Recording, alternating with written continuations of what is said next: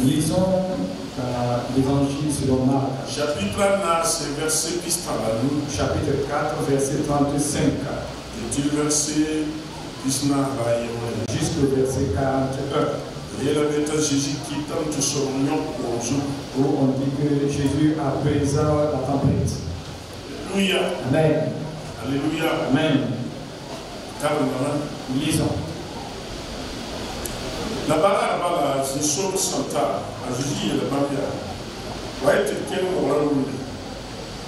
La barre sont plus avancées, donc tu as Jésus pour le monde, c'est le bien pour moi. A pour notre armée, tout le monde. Sur Kassani, comme elle était pour lui, c'était pour moi. C'est pour moi, pour moi. Après la toute la Jésus est pour moi, pour le jour pour moi. Après, quand on a mis ça, comme ça, à quel moment on dit, on s'en est que, on a souvent, il y a Cindy, la bourrée, à ce moment où on parle de la Syrie, de la Syrie, d'un saut comme on a, il y a pas qui a un jeu de la vie en auto, il y a pas qui a un cacati en eau. La bien cassée, on a comme on a, la saut à Tabia.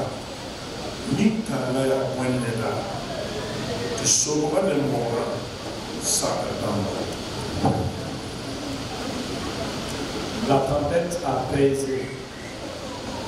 Ce même jour, sur le soir, Jésus leur dit, passons à l'autre bord. Après avoir renvoyé la foule, ils l'amenèrent dans la barque où il se trouvait. Il y avait aussi d'autres barques avec lui. Il se leva un grand tourbillon et le flot se jeta dans la barque au point qu'elle se remplissait déjà. Et lui, il dormait à la poupe sur le couchette. Ils le réveillèrent et lui dirent, Maître, ne t'inquiètes-tu pas de ce que nous périssons? S'étant réveillé, il menaça le vent et dit à la mer, Silence, tais-toi, et le vent cessa. Il eut un grand calme.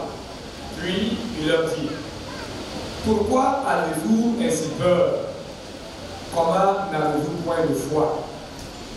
Ils furent saisis d'une grande frayeur et ils se dirent les uns.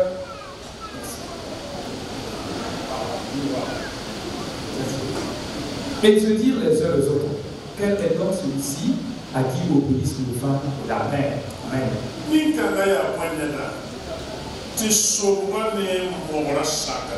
Quel est donc celui-ci à qui obéissent le vent et la mer? C'est vraiment les paroles de Dieu. Qui est-il? À qui obéissent le vent et la mer? Ce matin, c'est une question.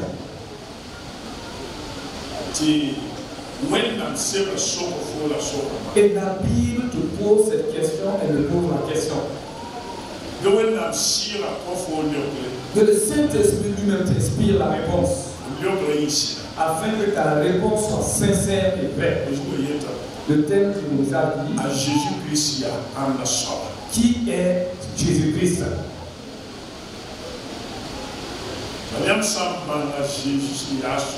Car si vous connaissez qui est ce Jésus-Christ, vous dites, la question dont le Saint-Esprit vous inspirera à répondre, à donner la réponse.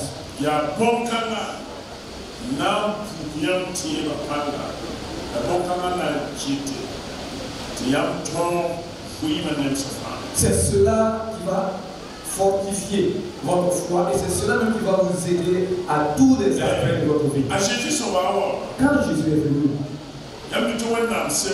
vous savez, la Bible, Moïse a parlé de lui. Les prophètes ont parlé de lui. Ils ont même parlé sur son ministère. Ils ont expliqué plusieurs miracles qu'il fera. Et quand il est venu, cela même a surpris. Oui, ça l'a surpris du fait que les gens ne le connaissaient pas.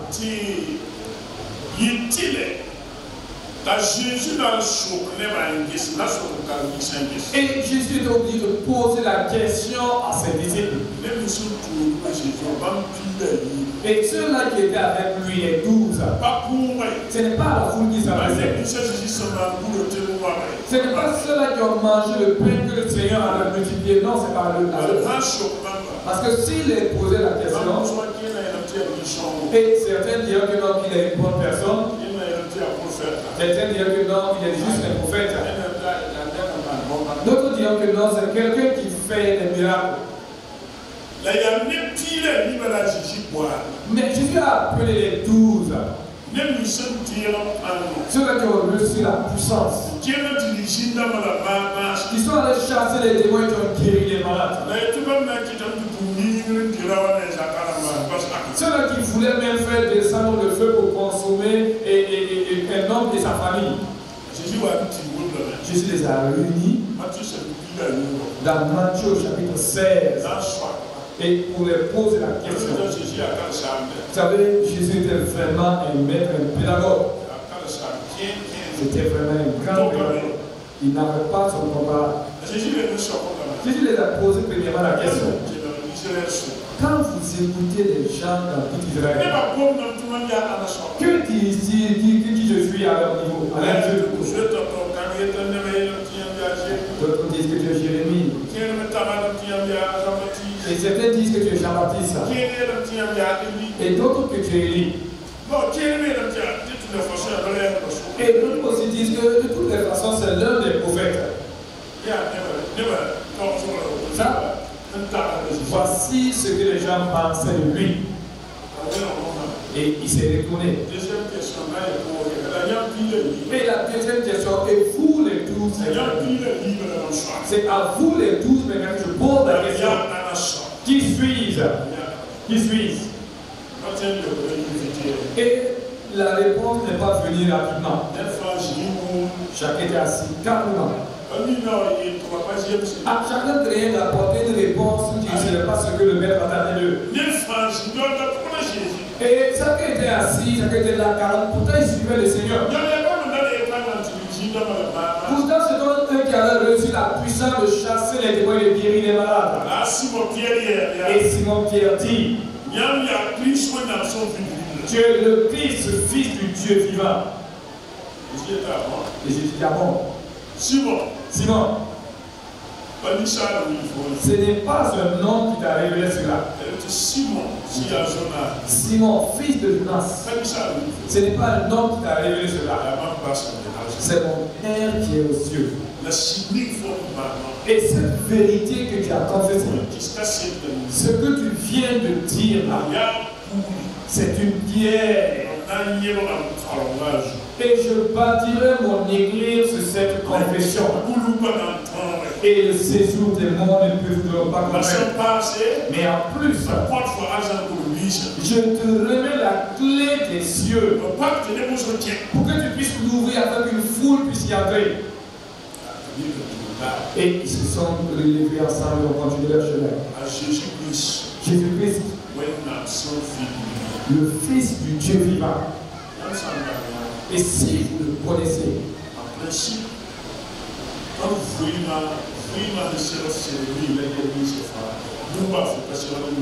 en principe, les vents et les tempêtes que notre vie va traverser, rien ne devrait encore nous ébranler. Voilà pourquoi c'est pas ça dont nous venons de lire. Marc dit,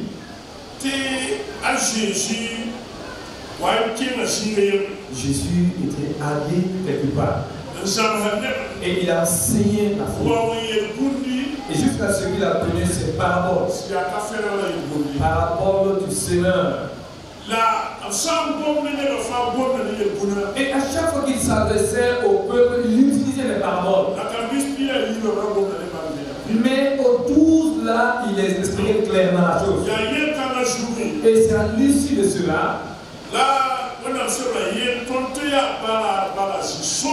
la Bible nous dit que le même jour, le soir, Jésus Jésus était dans le désert de Galilée. Et il devait traverser la mer de Galilée. Et en ce moment, quand il est rentré dans cette barque avec les disciples, alors il y a un grand vent qui s'est levé. Certains diront que non, peut-être c'est le diable qui dit la Galilée. Ceux qui connaissent la géographie d'Israël, la zone de Galilée est une zone réputée avec des séquences de vent et de tourbillons.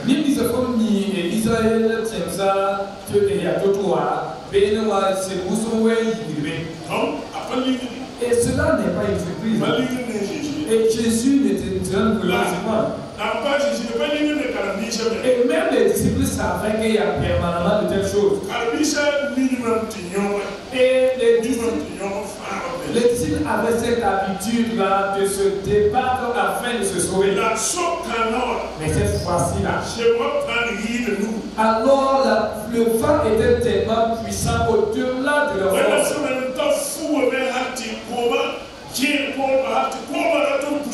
Et la Bible dit que les vents se jetaient jusqu'à la barque était en train de se remplir. Mais ce qui est étonnant est que Jésus-Christ dormait.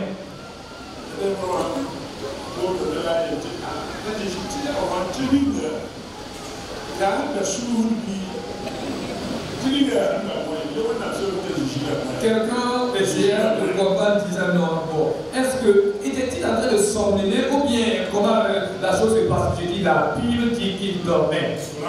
Il dormait. Ne déforme pas. La Bible nous dit que Jésus-Christ dormait. Il dormait. Et les disciples ont tout fait avec. Et voyant qu'ils étaient en train de périr, alors ils allaient et le réveillaient. Ils disent, Maître, et ne t'inquiètes-tu pas de ce que nous périssons? Et donc notre monde n'est pas important à tes yeux. Jésus s'est levé. Qu'est-ce que les vents peuvent faire? Qu'est-ce qu'un vent peut faire à Jésus? Qu'est-ce qu'un vent peut-il lui faire? Qu'est-ce qu'un problème devant lui? Qu'est-ce qu'un malheur à ses yeux? Même la mort ne peut rien contre lui. N'en pas toute autre chose. Mais Jésus agissait ainsi là. Pour lui, cette situation était rien. Lisez bien le verset. Jésus a dit,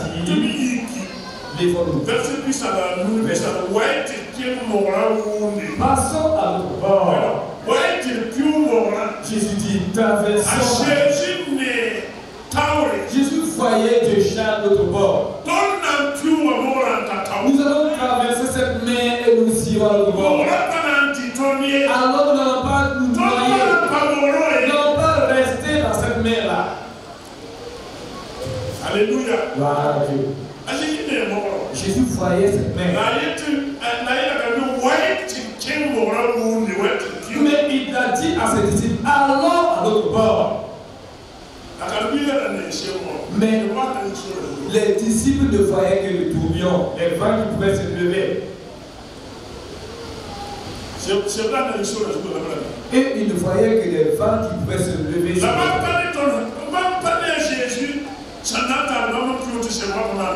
ils ne voyaient pas quand le Seigneur pouvait les amener à traverser la mer sans qu'ils n'aient à périr.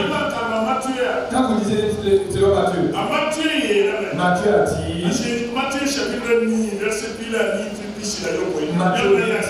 vous verrez cette même histoire là-bas. Matthieu a dit, quand Jésus disait passons à l'autre bord, pendant même qu'il partait avant d'arriver à la mer, voici un homme qui a couru vers le Seigneur. Il a dit, Maître, permets-moi d'aller enterrer mes parents avant de venir. Et Jésus lui dit, laissez les morts enterrer leurs morts. Mais toi, viens et suis-moi. Et l'histoire continue de dire que quand ils ont pris la barque, et voici il se leva une grande tempête. Et Matthieu dit que c'était une grande tempête, que ceux qui étaient dans la barque étaient en train de périr. Et les disciples étaient en train de crier. Et je voudrais dire, si tu suis Jésus, si tu connais et si tu sais comme Simon, si tu réponds comme Simon, par la puissance du Seigneur, par la révélation de Seigneur, par des réponses intellectuelles, par une réponse inspirée de l'homme, parce que j'ai entendu dire, et moi aussi j'y dis ce qui a été dit, je l'ai connu.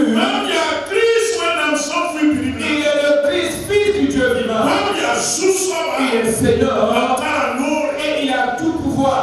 Et si c'est ainsi, et si tu as cette conviction en toi, si cela est réel en toi, alors tais-toi. Garde le silence dans le Seigneur et observe ce que le Seigneur fera pour toi.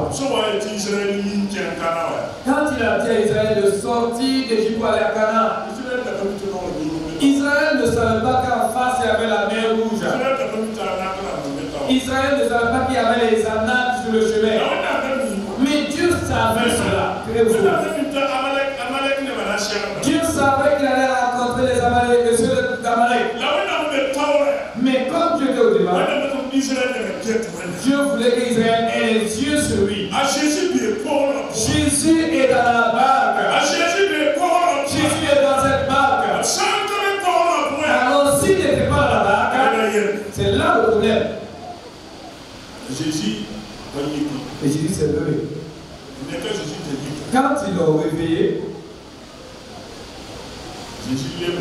Jésus a menacé les flots. Il a dit silence. Il a dit à la mer, silence.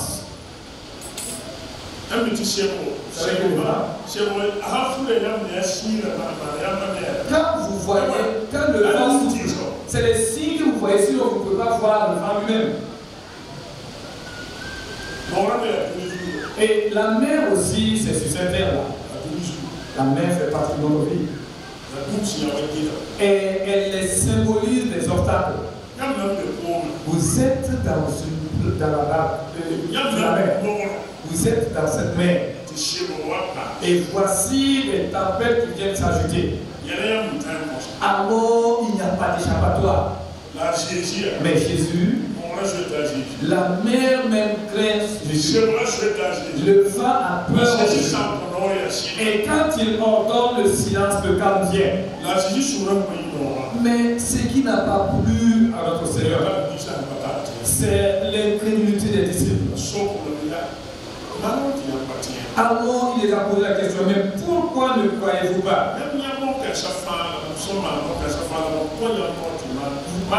Vous avez vu tout ce que j'ai fait, et même je vous ai donné le pouvoir, alors pourquoi ne croyez-vous pas?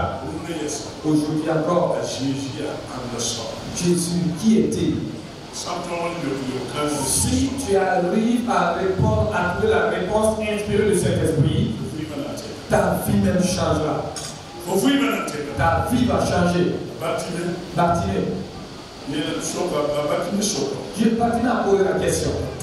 On lui a répondu. C'est Jésus de Nazareth. Bartimée a dit. Ce n'est pas Jésus de Nazareth. C'est Jésus, fils de David. C'est le fils de David. C'est lui. C'est lui. Pour persécuter l'église. Mais quand Paul a rencontré Jésus, et Jésus l'a terrassé, et Paul a posé la question, mais qui es-tu, Seigneur? Et dit que Jésus, celui que tu persécutes. Et depuis que Paul s'est levé, Paul témoigne. Jésus est le fils de Dieu. Partout où Paul allait, et je ne me poserai jamais contre la révélation qui vient du ciel. Je n'ai pas résisté à l'appel qui m'est venu des cieux. Et c'est ce qui a fortifié Paul dans sa foi. Jésus est le Fils de Dieu. C'est lui qui a tout pouvoir et tout lui appartient. Si vous lisez dans Jean, Jésus était allé dans le temple et les gens étaient en train de discuter. Ils se posaient des questions. Et Jésus, il vient de la Galilée. Et Jésus lui-même s'est approché. Et David, Jésus les a posé la question, mais d'où viendra le Christ? Ils ont ouvert les Saintes Écritures, ils ont tourné les passages. Et ils les ont dit à Jésus, il viendra de Bethléem et de la ville de David, car il sera appelé fils de David. Et à mon nom, vous comprenez cela. Et Jésus les a posé encore la question. Mais comment David peut-il appeler encore son fils, son Seigneur? Et ils n'ont pas trouvé la réponse. Ils n'ont pas trouvé de réponse. Ils refusent d'aller. Cette lumière qui va les aider. Si tu crois en cela, le vent même s'arrêtera. La tempête de ta vie va s'apaiser. Ces vagues houleuses qui se dressent contre ta vie et qui te remplit de peur. Cette situation qui se lève comme les vagues à chaque reprise. Si tu reconnais qui est Jésus, et si tu crois réellement, alors c'est facile. Alors cette tumulte se taira. Et tu traverseras, tu iras à car c'est l'autre bord que le Seigneur attend avec toi. Il a dit, allons à l'autre bord. Ne restons pas sur la les difficultés nous maintiennent dans le statu quo. Les difficultés nous font que tourner en rond, nous faisons que tourner en rond comme la Gilgal. Gilgal veut dire quelqu'un qui tourne en rond. La personne n'avance pas.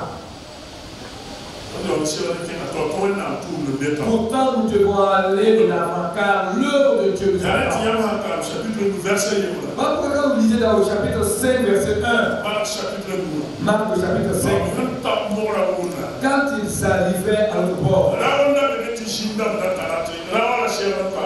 il y avait un homme qui était démoniaque et cet homme devait être guéri.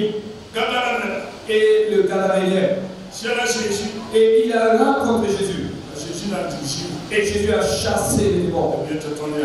Et ils ont dit que nous sommes une légion.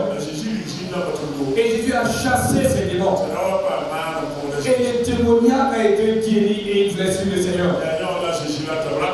C'est ce que le Seigneur veut. Il veut aller de l'avant. Il ne parle pas de ce qui est derrière, il parle de ce qui est à l'avant. Le Seigneur nous donne sa victoire. Que le Seigneur nous aide à avoir les esprits pour aller de l'autre bord. Et ne regardons pas nos problèmes pour ne pas réussir cette traversée. Notre Père, notre Dieu, je te remercie pour ta parole. Bénis ta parole dans la vie de ton peuple. Aide chacun de nous. Si les vagues se levaient dans la vie de quelqu'un, non, Jésus-Christ, ces vagues fassent. Ton nom que la mer se taise, sa mer. Et que ton peuple ne traverse pas de l'autre bord pour te servir. Bénis ton peuple. Fais bien ton peuple. Au nom de Jésus-Christ. Amen. Dieu vous bénisse.